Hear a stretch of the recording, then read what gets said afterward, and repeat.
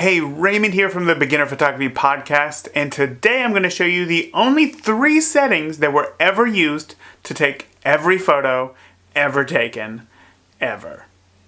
So let's get into it.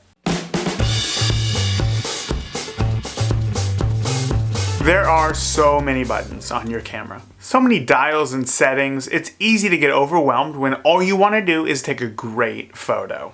All of those extra dials, buttons, and settings, they can help, but they're all extras, and you don't need them to take a great photograph. Today, I'm talking about the exposure triangle. Just a heads up, the exposure triangle will seem very difficult and hard to understand, because all of the terms that I'll be using aren't in your vocabulary yet. But once you get your hands on your camera and start to practice, it's gonna click. Just know that the exposure triangle is more of a teaching term used to help you understand proper exposure.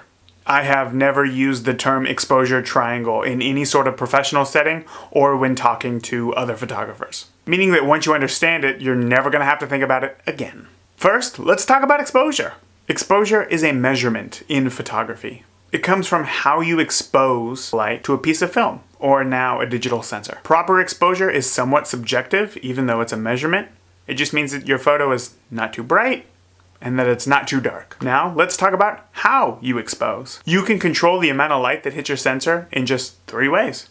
That's it. And every photo ever taken has used the exact same 3 ways: aperture, shutter speed, and ISO. So if you take a photo and it's not what you wanted, one of those 3 settings will fix it. So tomorrow I'm gonna go in depth on each one of those 3 settings, ISO, aperture, and shutter speed. I'm gonna talk about what they mean and how you can know which one to change to make the photo the way that you want.